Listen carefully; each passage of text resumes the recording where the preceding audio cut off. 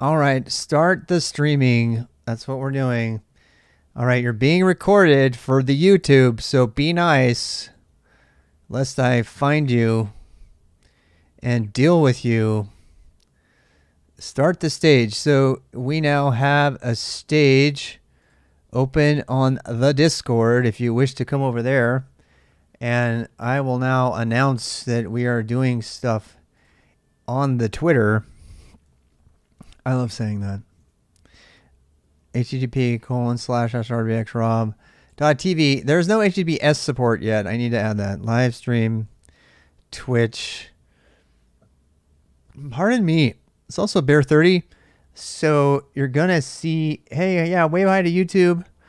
And, whoa, we have a lot of questions today. Okay, so a couple things I want to show people. So, yeah, so you can go to the newly created URL if you want to catch all of the questions in one spot. You can go to github.com/rbxrob/questions advice conversations. Very long title, but whatever. And they're all here. And as you can see, you can actually link to the YouTube videos, which now have a playlist for every day that we do this.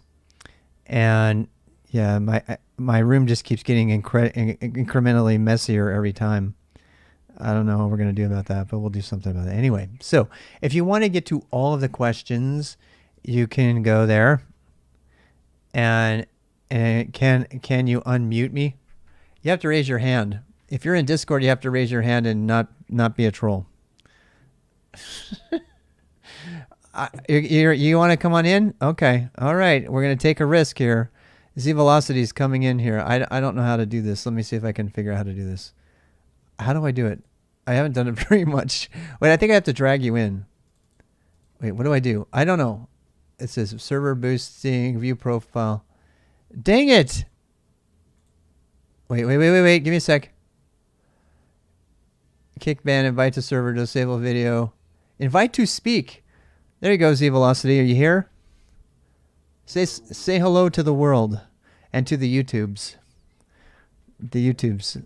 All right. So do you want to participate in answering these questions with me tonight? How do you feel about that? Will that be okay?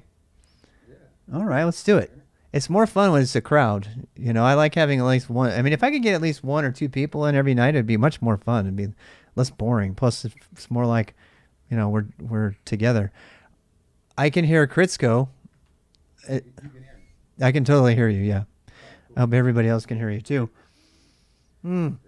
What kind of beer are you drinking? I'm drinking something I bought last night, IRL on the stream, something called a Kentucky Bourbon Barrel 8%. It tastes like bourbon in a beer. It's like you took an IPA and took out the hoppy part of the IPA and replaced it with bourbon. That's what it tastes like. But it's pretty good. So yeah. Talk. There's like, I mean, I'm into IPAs. We can talk about IPAs all day. Oh, see, I IPAs don't like me. I like IPAs, but they don't like me. Yeah, I'm like big into microbreweries. Oh, you would love this area. There's like, yeah, if we ever actually have an RWX con, that's what it would be. We would just go to the town that's got a lot of microbreweries, and we would just, you know, hang out and talk about tech and whatever, you know. It would be fun. I really want to do that someday. All right, so we got like 5 questions that people have already posted here. So I'm going to go ahead and throw these out. We're going to start talking about them. A lot of people know these opinions. So this will be good. Should I call you Z-Velocity? What should I call you? Kritzko, or should I call you Z-Velocity? Is it the same? Kritzko? Okay, Kritz. So let's take the first question, which is a question that I get all the time. I think it's interesting that this question came in this form. Normally, I get the question, why don't you use Zshill? And you know, I find myself on the defensive trying to tell people why I don't use it. But this question came in from K3 Shrinky. why would someone use Z shell over bash? And I'm going to throw that out to the community. So let's hear from you, Kritz, first. What do you think? And then we'll hear from the rest of the community in chat and see what they have to say. Do you have an opinion on Z shell over bash? And by the way, I'm not going to roast you either way. I'm just curious. I mean, to be completely honest with you, like Z shell's cool, but I guess I'm more of a conservative. So when it comes to bash, that's what I started with, and I don't. Why did you start with bash? I'm curious as to why bash was your first shell. Because it's loaded onto every distro. Okay, well, all right. I mean, that was kind of a leading question, right? But yeah, and so you just have never felt a reason to. Have you ever been a Mac user yourself?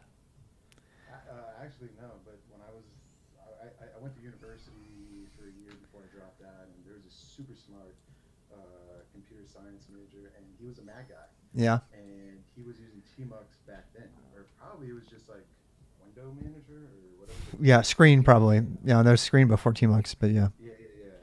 I was like, what is that? Because I wasn't even really. I was just starting to learn Linux. Yeah. 8 years ago, and he's a whiz. And then everything's very opinionated. But, For sure. Yeah. If you work in IT, you're not able to have all that customization. So It's true. Yeah, sometimes you don't get it, right? I mean, and that's really the question. Yesterday we were talking about the whole NeoVim thing, and I don't want to. There is a question about that today that we'll get back into, but the NeoVim question is kind of in the same vein as the Emacs question. It's like, do you have control of the PC or the machine you're going to be on every day? Because if you do, use what you want, But if you don't, if you have to be productive on multiple machines across, Unix distributions and flavors, then your options are less available to you. So you got to kind of get good with the other stuff first. So that's my main thing. What usually I'm gonna pick fun. I'm sorry. What was that? How do you feel about auto completion? You know what? I am kind of on the fence on auto completion. God knows I love tab completion, right? I've put that into Bonsai and everything, and I feel like I could be convinced to use some sort of tab completion in a coding environment. I think I could be convinced to do that. I've never done it, mostly because it takes setting it up, and you have to have a plugin for it, and I don't want to be dependent on plugins, blah blah blah. But if I'm on my own system, I've already given in to a couple of Vimisms that don't work with plain old NVI, like for BSD Unix, or and so if I'm okay with that, could I be okay with a couple, kind of luxury, completion kind of things? I think I could be convinced to try that. I haven't done it yet though. So yeah, but I mean, in VS Code, it's absolutely a mandatory thing. It's just so amazing. I mean, I had to tell my students at the time not to use it because they would, they would cheat. I would say we would do the HTML challenge, which is make a web page in a minute or less, and they would type HTML tab, and the whole thing would be finished. And they'd be done with it all, and they had no idea what was in it, but they did because they'd done it before. But still, so I think I could. The Z shell thing, if you push people who are Z shell fans, something interesting thing I found out is more than once, if you keep pushing them, eventually they'll admit that the reason they use it is because they want to use Oh My Z shell. And I think that's always funny because Oh My Z shell is kind of this monstrosity, right? And it's beautiful and everything, but you can do all of that with Bash as well. And Yeah, there's a lot of customization. yeah, they just don't know that they can do it. It's nice and ready out of the box. I read somewhere, and I have been unable to find the blog for this, and it's driving me nuts because somebody asked me for the reference. I have not been able to find the source that said the Z Shell team recommends against Oh My Z Shell. And but I read that somewhere on the internet, you know, and I have not yet been able to confirm that. But if that's true, you know, that would be interesting because they're like, no, it's not consistent with our goals, blah blah blah. You know. I mean, I think before anyone really starts with the Z shell, they should have a better understanding of Bash. Mm-hmm. In my opinion. I agree, and the main scary point of Z shell, and I've written a lot about it in my Zet, which my Zettelkasten is a completely, you know, messy.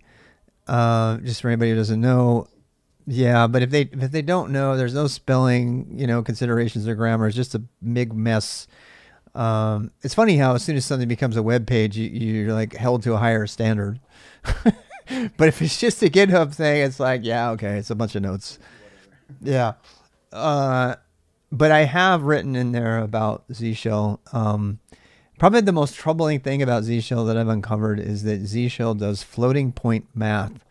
And that might seem like a good thing. And by the way, for the record, I spent a good weekend with a Z shell expert trying to convert my core shell, my base shell to Z shell, and learning how to use functions properly. They're lazy loaded, which I think is super cool.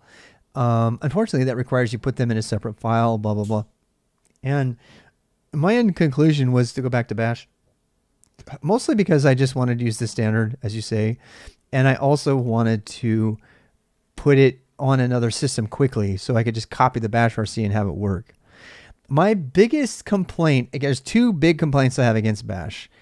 The number one complaint I have against Bash is that it's GPL v3 and it always will be. There's just no getting around that. The secondary complaint is about security and performance. Bash was abandoned by Debian as the login system shell because it was just too fat. It was too bloated.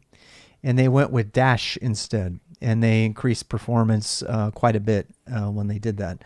I think somebody mentioned that in the chat. And that is exactly why they went with that. The reason that Apple, and they finally owned up to this, the reason that Apple went with Z shell is the same reason that for several years they had Bash 2 point whatever, and we're on Bash 5 or 6 now. And the reason is because of the licensing. So GPL v3, if you don't know about that, is a license that is very, very overreaching. And you can do a search for that to search what Linus Torvalds feels about GPL v3, and that summarizes my feelings exactly. And so then we get, this situation where Apple's like, we will not put that on that. We don't want to deal with it. It's too, they're afraid of GPL v3, which is basically gives people rights over hardware as well as software. It's the biggest complaint against it. At first I was kind of for it, and then I kind of got reading it and I was like, this isn't the same license. This isn't really cool for them to sneak this in like this. And if you don't know about the licensing involved, you might want to read about that. That might be another question topic for us to cover. But so yeah, GPL v3 is something I cannot get behind. It is just too overreaching. And there's people that I really respect who disagree with that, but I just won't. And that to me is the primary reason that Apple went with Z shell. They tell you that it's a better shell, but that's objectively false. I mean, I can prove that's false on so many levels. There's no regular expression matching, for example. And I've written comparisons of the two. Go ahead. Long story short is like I don't want Z shell, especially if you're talking like customer facing and like. Yeah. I don't know. I mean, well, you could always use Z shell as your interactive shell, and then you could use Bash for your scripts, right? Yeah. I mean, that's one thing I'm not opposed. If somebody wants to use fish shell, knock yourself out. But so how much more memory does Z shell? I don't even know. I don't know. I do know that for a long time I thought Alpine, which is a lightweight container that uses BusyBox, which is a multi-call binary that has Ash shell compiled into it along with VI and a bunch of other things. For a long time I thought it used Z shell. It doesn't. It uses Ash, which is the predecessor to Dash, which is the Debian Almquist shell. Those claim to be POSIX compliant. So, you know, if you're looking for Unix compatibility, obviously it's a different thing. Z shell is more Unix compatible, but my greatest fear there is that somebody's going to actually write a Z shell script and they're going to use floating point math in it. And then they're going to say, well, you know, it's compatible. They're going to cut and paste that into, you know, a POSIX script that's running under Unix on AIX on IBM, for example, on an AS400 or something. And they're going to get burned because they're going to be, you know, they're going to be doing, you know, integer drops and stuff because of the whatever they call, what is it called? The division that drops it. You've seen path plus a Z in his Z scripts, yes. How's it going, Rich? The default wish shell was bash on Debian? I didn't know that. Maybe they've updated. But I mean, that's the main reason for bash. I mean, I think we're kind of done with that topic for the most part. Does anybody else in the chat have any other further questions about the whole bash Z shell thing? I think we answered the question about why Apple picked it. Alpine uses their own version because Alpine, this is something I really love about the Alpine distro. Alpine refuses to put GPL3 in anything because of the same, and it's important because they're a container OS that's designed to be really, really lightweight and small, which is going to get put on devices and stuff. So I'm a huge Alpine fan. Would I use it as my desktop distro? Hell no, it's not made for that. But it is a good distro, good alternative to BSD if you don't. And BSD is great too. So what else we got? I think I installed 10x Programmer says Debian the last time some months ago. The default shell was bash. Just checked the Debian Docker image, and yes, it is bash now. Interesting. Well, that's interesting. Okay. Alpine on your desktop for a week could be helpful. In case anybody doesn't know, as I said, Alpine is a really, really, really minimal Unix distro that's designed to be wicked, wicked small, and it uses, as I said, a multi-call binary that fits on a floppy disk called BusyBox. And there's also a BusyBox shell, and if you want to get it on Docker, all you have to do is this. You just do docker dash it dash rm Alpine, and you can get a bash shell. Or, oopsie, I think I need to do, oh, I forgot to run. I always forget that. So I do docker run, and you can get, you know, here you go, right? But this is what I wanted to show you. So if you go into the bin directory, right, this is kind of fun. Anything, notice what's interesting here? Isn't that cool? So, I mean, Alpine, we're talking about Alpine because it doesn't use Z shell. It uses an even lighter weight shell. And that shell, along with some, you know, 2-3 dozen other commands, are all built into a single binary, and they are called using something called multi-call binary, and they use symbolic links here to call them. So every time you do any of these commands, you're still executing the same binary, and it detects the name and operates differently. So all that code is in there, and I've used that same technique to build Bonsai.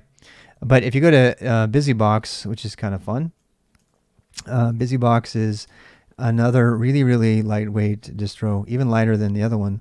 And you go into bin and you do ls-l, and you see the same collection of commands, but you'll notice something different here. Anybody know what this number means? What does the number after the permissions mean? A lot of people don't know this. This is some really intense Linux trivia. A lot of people ignore what this number is between the permissions and the user. I'm going to be quiet and see if somebody knows. Anybody out there in user land know what this is? What this number is? It's relevant to this conversation. No, it's not process ID. So, looks like a fire. Nope. This number over here, by the way, is how big it is.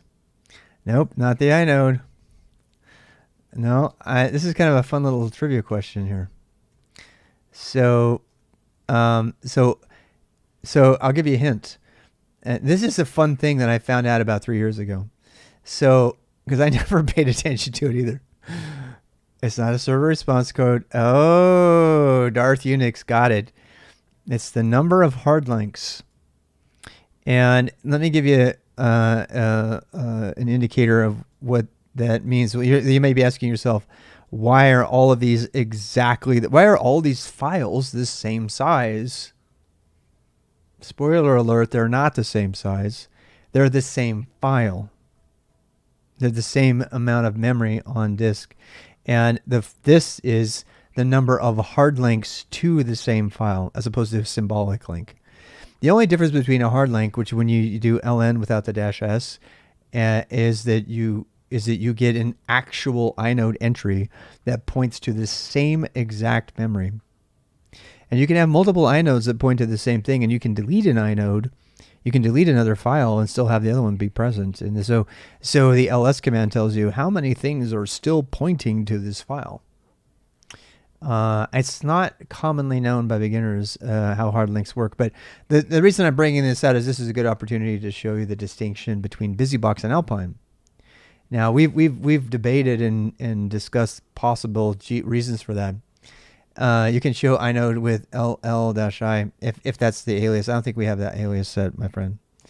I think we have to do ls-li. Yeah, because ll is not aliased over here. So yeah. So there you go. We have a bunch of these. So every single file in here is actually the same binary, like literally the same binary. And but what I wanted to show you is that the BusyBox container uses hard links, which are really, really, really tiny.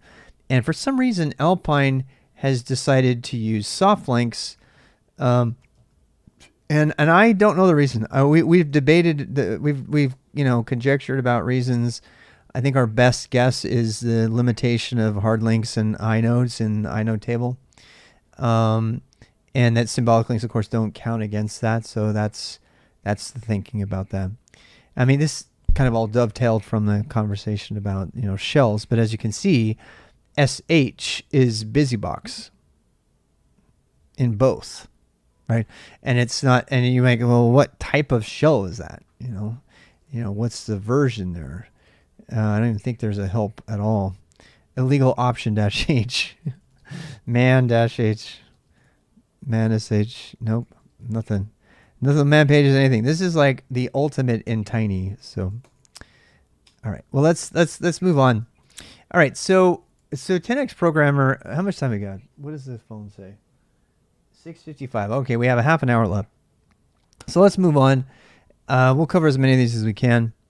10x programmer, aka Frank, one of our biggest trolls and community members and friends, has asked, why is Jpg so user unfriendly? And the answer is, I have no idea.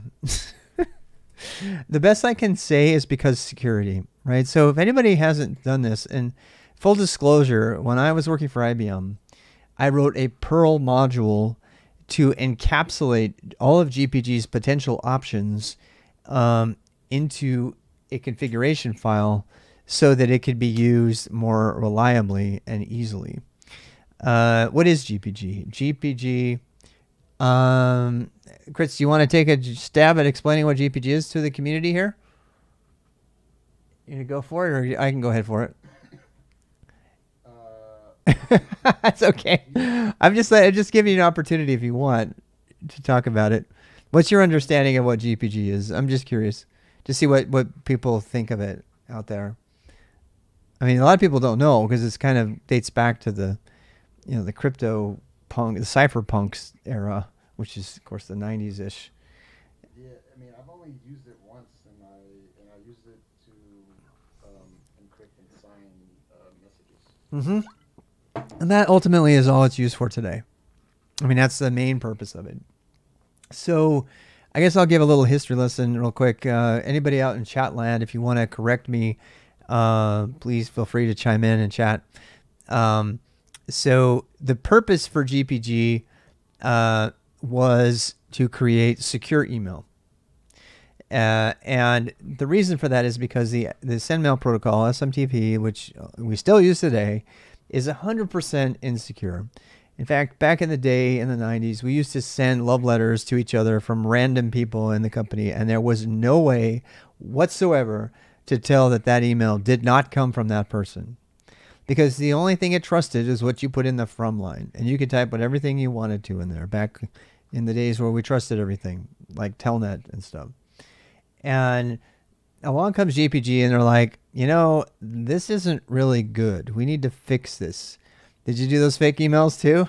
I mean, the really great thing with this SendMail is you can actually talk to SendMail.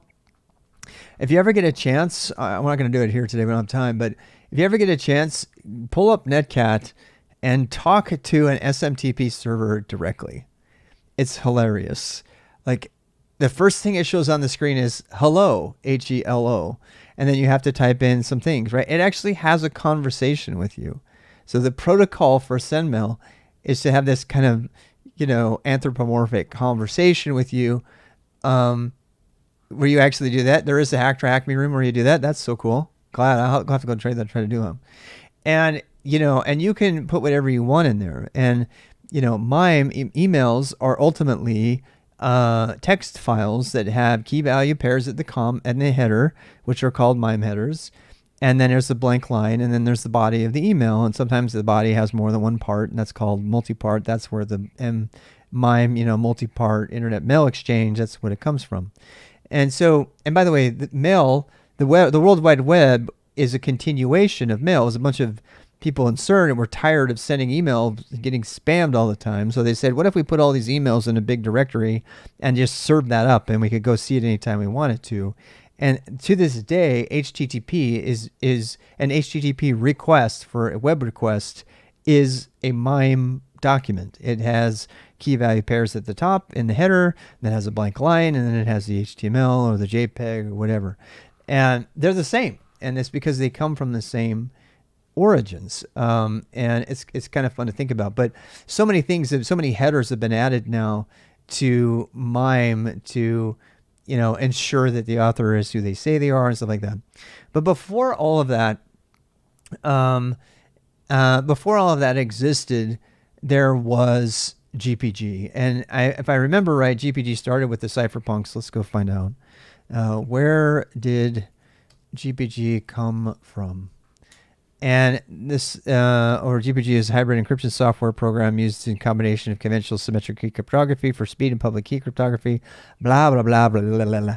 I want to look at the history. I think the cypherpunks had a big part in creating this, which some believe were behind the Cicada thing, which, by the way, Cicada 2.0 has been released, and the U.S. government has pretty much owned up to the fact that they are behind it. And they did so on my Twitter feed. If you want to go read that, I said, I knew it. And so if you don't know what Cicada is, go look it up. It's pretty amazing. And that's all I'm going to say about that. I'm not going to spoil that for those who want to look it up. It's a cryptography kind of thing. GNU GPG. Elliptical curve cryptography is the only thing anybody should be using these days, by the way. Most people hear about GPG. I'm not seeing the history. I missed it anyway. So I'll just jump ahead. So most people see GPG as a way to prove that they've made their Git commits. So the reason we're going to be learning GPG in the Boost, and this is the time for me to plug the Boost every Sunday from 2 to 6. And we will be covering GPG in a couple weeks, I think, depending on how the pace goes. GPG is primarily known as a requirement to get signed commits. And by signing, I mean cryptographic signing that proves that you're the one who made the commits, right? So whether it be a Zettelkasten commit or, let me see something. Go look at the Boost VM or any Git repo, right? So these days, signing your commits is important because if you haven't been following the news, you know, the Node community has had massive problems with this because people who aren't the creators of the original, you know, like Lodash and things like that, they weren't the original creators. They had their accounts hacked, and because they weren't doing any signing, that code made it into literally millions of systems and corrupted all of them. And so this whole idea of code signing, it's interesting because I just watched the episode in season 3 where Elliot's friend, God, what's her name? I forget her name. But she has to go do the code signing because Elliot's not available before they can get the firmware to run to execute stage 2, which I won't talk about. I won't forget that. But it's what it does is it proves that that the thing is from you. Some digital asset is from you. It actually belongs to you. And so you're signing it with a private key. And the way I talk about this is like, I like to think of it as like the one ring that rules them all, right? So you want to communicate with 10 people and you want those 10 people or so to know that it's you who's communicating with them. So you create a private key that nobody ever sees. And then you sign everything you ever send them with that key and you give them a public key. And then they decrypt it with the public key and check the signature and they can see that you are you, that it came from you. And they can send you stuff that's signed with your public key that only you can read. And then you can communicate that way. So it's kind of a one-way method of proving that you are the person who owns this data. GPG is also used for general encryption as well. And so general encryption is more about, asymmetric encryption, which says, hey, only this one person can read it. But public key cryptography is this idea of public and private. I sign a thing and then everybody else can prove that it came from me. And it's a fundamental part of the knowledge exchange grid, which someday I hope to build to somewhat replace or supplement the World Wide Web. Because right now, nothing on the World Wide Web has any sort of signed attribution whatsoever. People can claim to be whoever they want to be on the internet right now, and there's no way to prove that it's not them. The stupid little checkbox in Twitter saying that they are who they say they are. I mean, that entire problem has already been addressed by using GPG, and it was addressed by the cypherpunks, the people who came up with GPG back in the 90s. The reason it didn't ever make it into mainstream email clients is it was too painful to do. You'd have to like have a key and then you'd have to maintain the key and then you'd have to make sure to sign everything. And if you lost your private key, nobody could read anything. By the way, this is the time when I'm going to make an unofficial plug for my favorite email provider, protonmail.com, which is now proton.me. I have nothing, no affiliation with them whatsoever, except for I'm a very happy client, even though they handed over the keys for the French activists, which the IP addresses, which really saddened me. I still think this is the way to go because all email across Proton Mail has the option to be GPG encrypted. And that way you can guarantee that one, nobody reads the thing between you and the destination. And two, that everybody knows that it came from you. It can't be faked. You can't spam it. You can't fake it. You can't do any of that other stuff that people do. All right. So I think that's kind of a summary of GPG. Probably more than anybody cared to know, but let's go back to see why is it so complicated. And commands page. That's a vid of his of my question. Oh yeah. The whole Pramagian thing. Yeah, I had some drama with him a long time ago, and I'd rather not talk about it, but whatever. Hopefully we can get past that at some point. All right, so let's keep going. So we on the GPG thing, warnings, a good password for your account. Why is it so complicated? The answer to that question is really clear. It's complicated because it was meant to be a security by, being a single monolith file. And at the time when I was doing this in the 90s, I wrote a protocol that used GPG to sign all of the results of our auditing that we did on our endpoints machines. And nothing of ours ever landed on disk without being encrypted, and I used GPG for that. But I had to ship the GPG binary with everything because that was the only way to do this. And it's actually horrible. In fact, one of the biggest reasons that I immediately latched on to Go is because you can see that Golang has a production quality GPG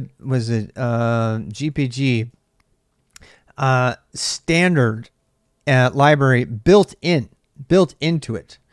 And when I saw that, actually the first real serious project I did in Go was to generate a password saver for the young people at SkillStack, and I would keep it on file. And I needed some form of encryption, and that was when I discovered that Golang X Crypto OpenPGP is a standard part of the language. It's built into it. And that it's just industry grade security built into the language. And that I didn't have to call out to GPG or wrap it with some stupid thing like I did for Perl and IBM because it was already built in. And, you know, other languages probably have this, but that was one of the reasons that I really latched on to it, because the people who thought of Go and the standard libraries for Go and the extended libraries, which is what this is, have really thought through these libraries that people are going to need to do enterprise computing securely. And, you know, whether they use it or not is up to them. I mean, so much so that, you know, as I said, in 2021, there was a 2,000%, was it 2 or 4,000% increase in malware written in Go because it has such strong crypto support. It has such strong, I mean, Ethereum was made of it, you know, and I could just go on and on. So I didn't mean for this to be a plug for Go, but I don't use any GPG command line stuff other than to create my keyring to sign my GitHub, which is what I was trying to show you. So if you see how when you do a commit here, and go back and see the commits, you see how the commits are verified over here. This commit was created on GitHub, signed with the signature, right? And you get your GPG key there. You cannot have signed commits without GPG on the system. And this is one of the greatest, I believe, hurdles to beginners committing to open source projects is they have to sign their commits.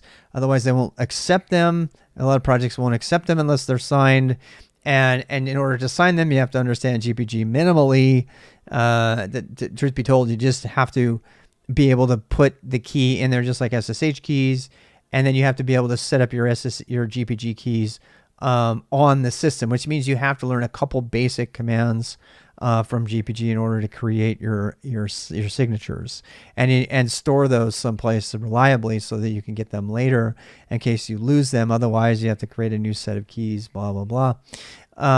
And this is stuff that we're all going to cover in 2 weeks when we get into GitHub.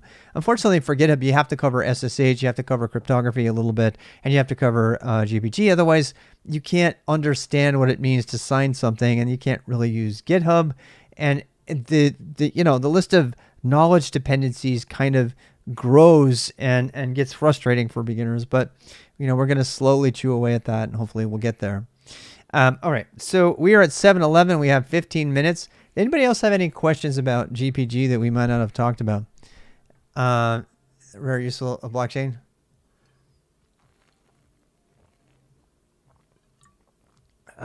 What's that? Multi-key or single key? What is the rule of thumb? That's a good question. I don't know. I have 2 or 3 keys. GPG, in the old days, we would put our GPG public keys up on a server. And the reason for that is so that you can expire them.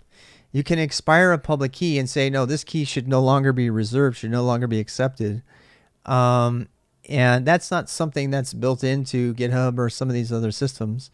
They just use it as a public key method. So I don't know how relevant that is today. So if I believe I have 2 or 3 GPG keys that I now have that I use on GitHub. I have 2 or 3 of them added. Yeah, GitHub would have a nice registry for GPG keys. Yes. And they do have it. And the way you add it, I'm not going to give away anything here, but if I go to my settings down here, this is usually most person's first experience with GPG keys.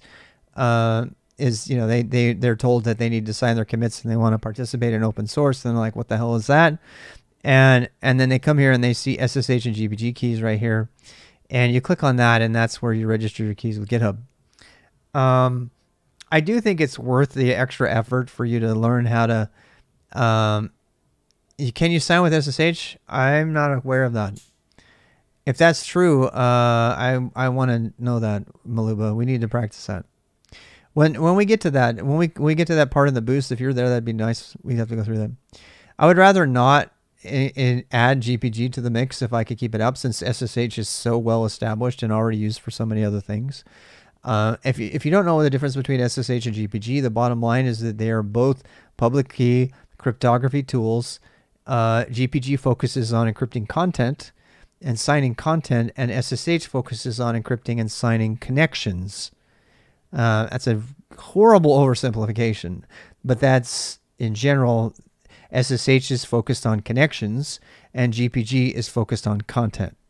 So the reason I like GPG is because content can be at rest and it can be encrypted or signed, whereas in SSH, you know, if you do that, you're kind of, you know, bending it to do things it's not supposed to do. It's mostly about, you know, securing a remote connection to something. Sign Git with SSH. Wow, this is new news to me. Thank you for bringing this to my attention. Is this your blog? I mean, I'm happy to give you credit for that.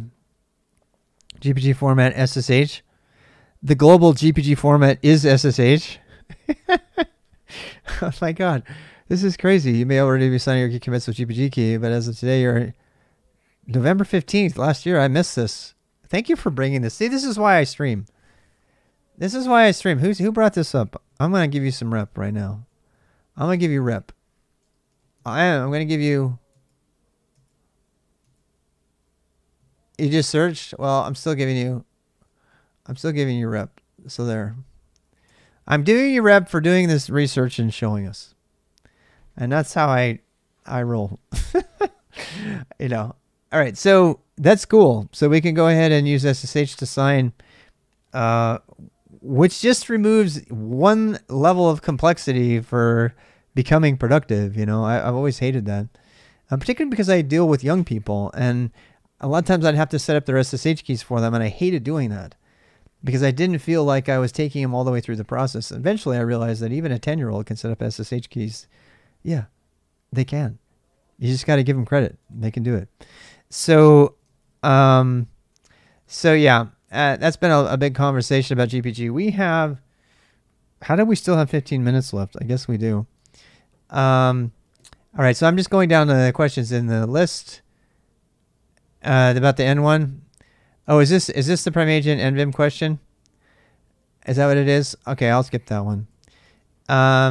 Yeah, I mean, in case anybody's wondering about that, I'll just touch on it briefly. Okay, so the Prime Agent. I mean, I'll be as fast as I can, okay? Because I don't want people to like wonder. The creator, one of the core creators of NeoVim, used to hang out here, and he's a great person. I still really respect him as a person and everything. But I just, you know, really radically disagreed with NeoVim, and he spent a substantial amount of time advertising. I mean, I even heard him on the Go podcast and everything, and you know, doing a lot of things, and I was actually doing my regular, you know, negativity about NeoVim, and another streamer, the Promagian, just bursted into my stream in the middle and said, "I use NeoVim and it's great," kind of confrontationally, and I was like, "Well, that's great, but." So, and it became kind of a thing, and the Prime Agent I have had words before. I've never actually directly attacked him as a streamer, but then I wrote a blog post that was expressing gratitude for my community and how awesome they are and how uninterested in, you know, things that streamer likes to do and other streamers. And I got attacked in Twitter, and it became a huge thing, and all of software and tech picked sides, and a ton of people banned me, and to this day I regret having written anything negative at all, but I want it known that I never put anybody's name in anything, and that they just assumed it was about them, and then they attacked me like very directly on Twitter with a huge audience, and then they made videos about me and stuff like that on top of that. And, you know, and I don't really don't care, but it's important that you understand that but it is related to the NeoVim thing. The NeoVim thing is the thing that set it off. It was because of my basically hating on NeoVim. Like, why are you hating on NeoVim? Tons of people put in a lot of time into that project, and all that blah blah blah, right? And I don't not appreciate that, but I was like, it's still shit. I hate it. Will I buy you a beer and we can go out and talk about Bash or some other topic? Hell yeah. But I was like slamming it, and they took really, really intense personal offense at it. And they tried to bring other people to counter it. And they were really pushing the NeoVim marketing a lot. And I was, one of the most prominent people saying NeoVim sucks. I had the same problem with the Rust community. In fact, I made an entire Reddit post, just about me complaining about how bad Rust is. And I mean, totally out of context. Nobody ever watched. If you look at the video, the YouTube video, everybody drops off after the first 10 minutes. They don't see the end.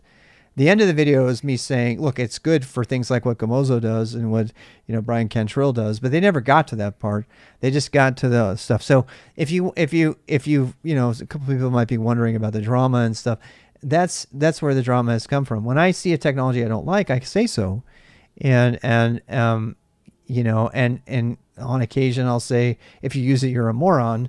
And I don't ever mean that really, but I've since stopped doing that because that's not the right thing to say. So I apologize to anybody that's been offended by doing that. I'm trying to be better at that. My generation. Say that, it's funny as hell. What's that? If you use NeoVim, if you hear, you're a moron. Yeah. Yeah. I mean, it's funny, and I kind of did it for rhetorical, but it's kind of a sellout. I mean, honestly, I have to admit it's kind of a cheap laugh, and it's, I used to say that kind of thing with my best friend in the room. I say, dude, you're a moron if you're going to use that. You're a total moron. Why are you doing that? And then we'd laugh at each other and punch each other and then, do that toxic masculinity thing or whatever. And that's not okay. That's not okay. I'm just going to say that. But that's how I behave. I'm that guy. And you do that to the wrong person, and it can be harassment, and then you get canceled. And that's what happened. I got totally canceled on Twitch in software and dev. They're like, oh my God, this guy. So I don't like bringing up the drama. So let's move on. We got 10 minutes left. Eventually, I hope we'll move past that. I have no intention of ever watching certain streamers at all. And I'm not even going to name names. There are so many streamers that I cannot stand even looking for their stream for 2 seconds. But who cares? There's people who don't want to watch me. So that's fine. I don't care about that. I'm going to move on. Ever feel like you should stop using the cloud? So I want to ask the person who asked this question what they meant. The cloud. Who was who said this question? I'm trying to find. I didn't get a name on this one. Who said this one? Because we got 10 minutes. This is a great question. Yeah, I mean, that's a pretty broad question. Right? The cloud. Personal use? No. You know what I mean? Yeah. If you're not studying for a certification, then I don't really see a use for that. Yeah. Unless you have money to throw out. Yeah. So Dr. Zool asked the question. So I'm going to put your name in there if that's okay. So what is the cloud? First of all, there's cloud native, there's the cloud, there's, cloud, whatever. So first of all, I've done this before, but I'm going to do it again quickly. My definition of the cloud is anything on Amazon, Azure, or AWS or GCP. Amazon and AWS are the same thing, but, yeah, to me, the cloud, DigitalOcean, is a service provider who gives you a server and services. That's my definition of the cloud. And I don't use the cloud. I mean, I use DigitalOcean, but I don't have anywhere near the dependence on the cloud. And I actually am I'm not anti-cloud, but I am more pro on-prem. And the reason for that is because of central point of failure.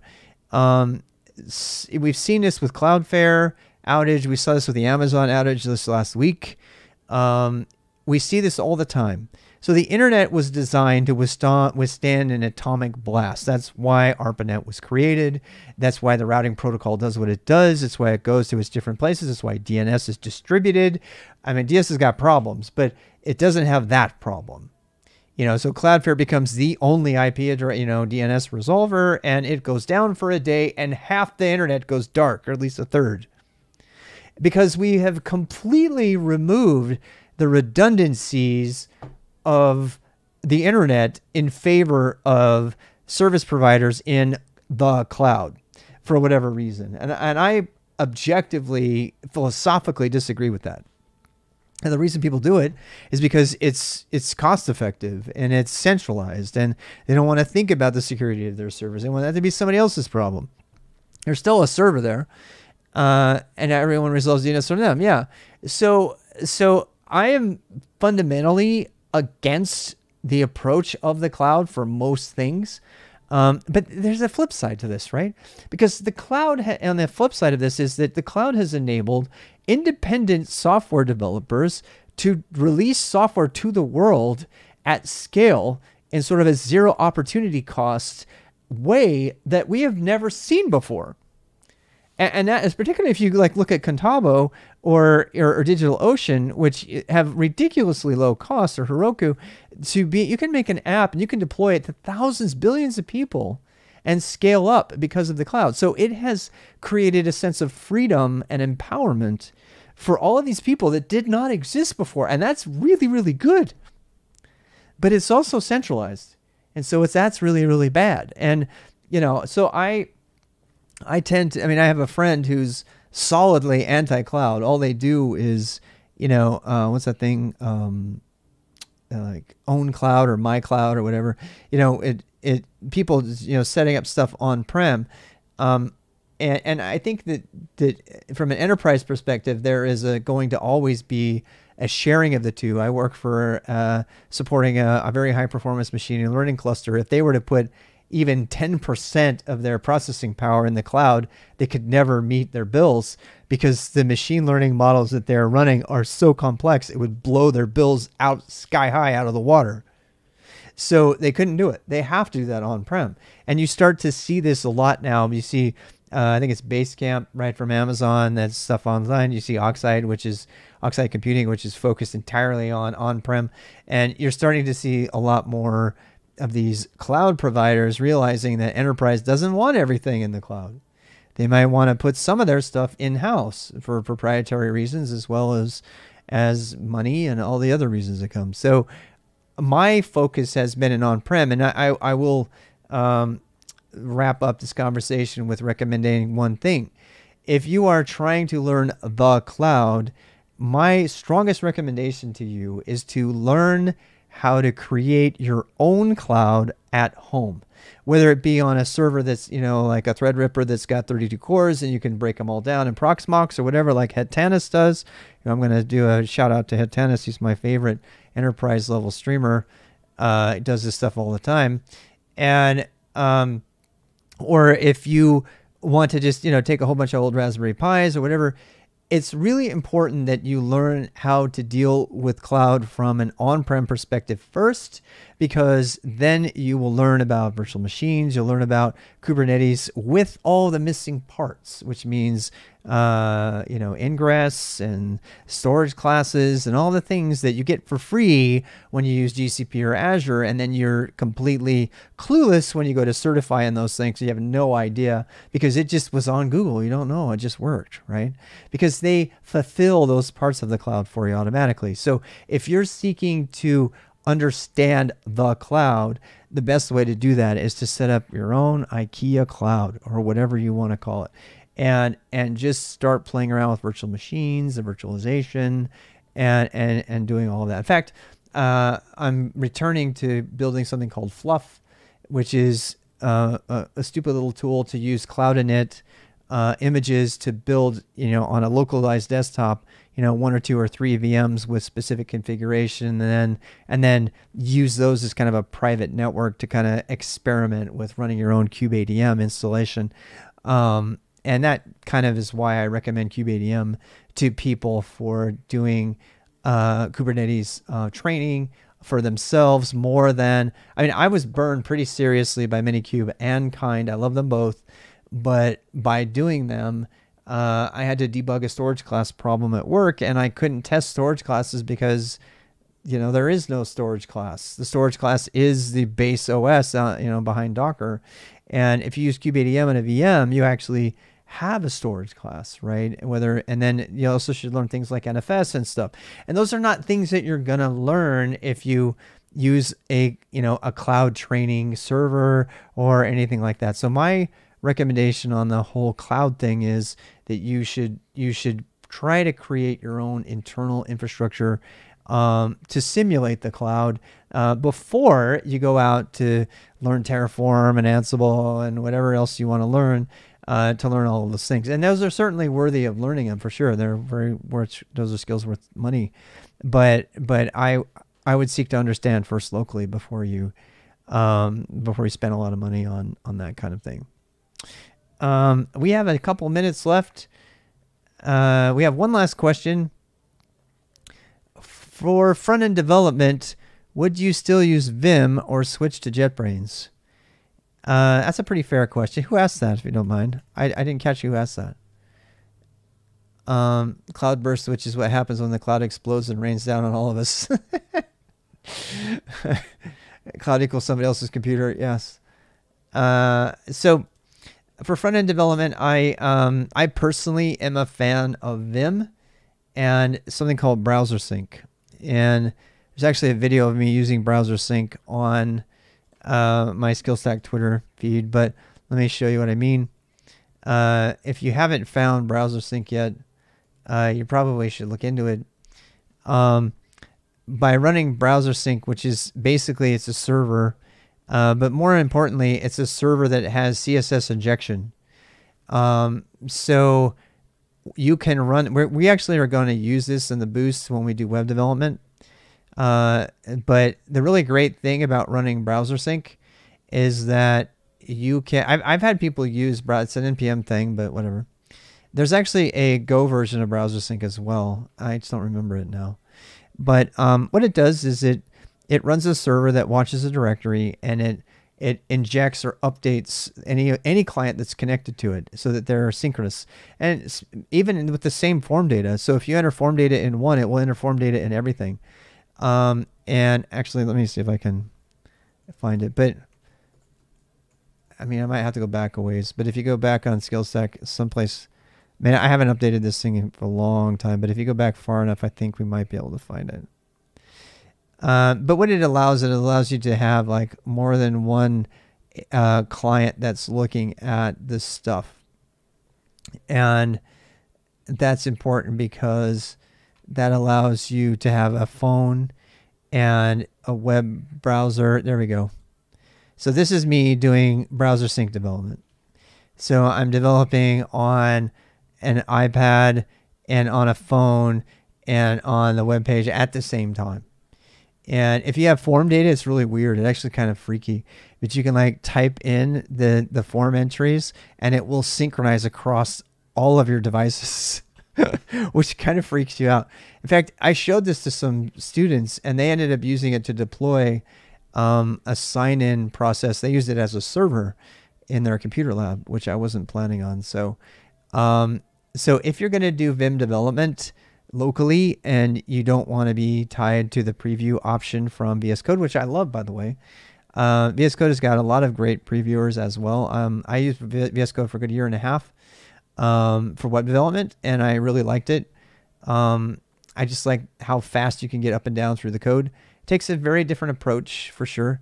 And sometimes that visual nature of it is kind of nice, but if you're going to be doing, if somebody reminded me how long it took VS Code to start, and then I went back to Vim after that, and I haven't gone back after that. So, but if you're going to do that kind of development, it's pretty good for you to have a tmux window with Browser Sync or something like it running, so you can do all your previewing in real time. And that takes us to 7:32. Chris, you got anything else you want to add? I mean, I've been chattering away here, but it's always nice having somebody on the stream with me. Yeah, I mean, I kind of agree with you on the last, what you were saying about, learning as much as you can locally to kind of translate those core, you know, skill sets into the cloud. So then if you are, you know, transitioning to a new position and, you know, they're heavy cloud, Yeah. you'll have those base skill sets. Yeah. The core foundation. Yeah. You have that. You have it. You know what to use, right? I mean, that's that. It's kind of like if you, if it was specifically with Kubernetes, if you just learn Kubernetes in the cloud, you're missing a bunch of things. So much. But if Me you, yeah. personally, I would just use Cube ADM. I mean, Minikube is cool too, but I had some problems setting up Minikube on a VM a few weeks ago. Like the drivers were like messed up on VirtualBox. I don't use VirtualBox anymore since I got so frustrated. So now I just use Yeah, I mean, I very publicly had a ton of problems with it. Um, you know, I don't like when that happens and I have to get con negative on a thing, but yeah, you know, but it, yeah, it's very annoying. I mean, you talk about cloud native. Cloud native is like you can work your day job and then try to keep up learning whatever with cloud native industry, and that's like a whole nother job. yeah. You know what I mean? Oh, it is. It totally is. Yeah, it's funny. It's funny you say that because I've been doing this API generation stuff for the last month, and I feel like I feel like I've lost all my Kubernetes experience. So I'm going to be live streaming me catching up on Kubernetes by building some clusters using kubeadm. You know, because I honestly don't remember a lot of basic kubectl commands even because I don't know. I can't remember it all. I just Sat can't. down for the cert yet? You know, I told you in chat. I did. I had 3 certs signed up, and I was supposed to finish them by August, and I'm not going to make it. So, I mean, it wasn't that expensive. I'm going to try to reach out to them and see if they'll postpone it for me or not. But, you know, I got work to do, so I can't always spend the whole day getting ready for the certs. And quite frankly, I'm terrified of certifications because I hate tests. So it'll be fun to maybe try that eventually. I mean, the interesting thing about the Kubernetes certs is that it's all in an emulated environment, which is like so it's like hands-on, right? Oh, I love that. Cloud certs and everything. It's all like looking at like infrastructure. Oh, I know. What's wrong here? What should we tell the customer to do? Yeah, and I think I think you get like 2 attempts on their practice servers first, which I still want to do as well. But I need to, you know, review all of the resources and all of that stuff at some point. If you failed your cloud practitioner, Debbie, but passed your second try, nice. You scheduled your CCAT on October 14th. Good for you. VMware Fusion, yes. Does VS Code openings become slow? When does it become? What situation does VS Code become slow? Well, it depends on your workflow. I mean, I am constantly opening files and then leaving the file and going out and opening another file, which drives a lot of people crazy. They say it on the stream, like, why do you keep closing the file? Why don't you just leave it open and open a new tmux window? I'm like, well, you're probably right. Because it's so fast to close files in Vim. So VS Code, though, with plugins, you know, it's a good 3 minutes to get just a basic HTML file to even open. Not to mention, you ever look at the RAM consumption while you're running VS Code? Anybody? It's insane. It's just crazy. Yeah, Vim. I use Vim because Vim is better than Nano. Nano actually creates bad habits because you start to use control for everything, and then you start to experiment. I've seen this happen in the classroom. Somebody's mentioning Vim and Nano. I've seen people try to use some of the exit things like control, whatever, from Nano while they were on the command line, and they would end up freezing their terminal and not knowing what to do. And so I stopped using Nano after that. I actually made a program called No Nano, and when you run Nano, it kind of blinks at you and says use Vim instead. We talked about this before, but let me just post this really quick. So it's called rwx.gg vi survive. VI Survive is all of the stuff from Nano that you need to do without that. What did you say, George? You saw a man in Florida while filming the sunset on the beach when a sand dude buried him? That actually happened? I had trouble with Vim on large files. Just had to turn off swap for those files. Oh, interesting. Did not know that. Yeah, I don't. If I'm opening large files, I don't. That's pretty terrifying, George. Speaking of getting buried by a sand dune, there's no sand dunes. Probably I could get eaten by a gar off of the pier, but I'm going to go ahead and close this down, and then I'm going to be out filming the sunset for the rest of the day, and we'll be chatting about whatever. So, Chris, I want to thank you for coming on in, and we'll see everybody next week. I'm going to go ahead and shut down for tonight, but I'll be back in 5-10 minutes, and I'll be getting my IRL rig ready and going in the car and going to the pier really quick. You gonna skateboard there? I'm not gonna skateboard. I can't. I wish I could. If there was a sidewalk, I would totally skateboard there. Otherwise, I'm stuck in the car. I don't know if I have it in me to skateboard later tonight. We'll find out. We'll take it by her. What's it called? I mean, I have a vulgar mouth. I'm not gonna suck you off. I definitely love your stream, man. It's Oh, very interesting. That's I work from home. I always have you up. oh, that's fun. It is fun. I mean, I could pick your brain. Like, you know, I literally would probably pay you to just Oh. one-on-one. well, you know. I'm like early in my career, and you know. Oh, that's really nice to say. Appreciate that. I did not pay him, I swear, to say that. You know, that's why I do it. That's why I do it. And then I used to do this professionally, and then, you know, COVID and everything. So this is kind of nice to have that possibility to reach out to people. I appreciate that, but I'm going to cut you off because I want to go to the pier and I'm embarrassed. So thank you. And we'll see everybody later.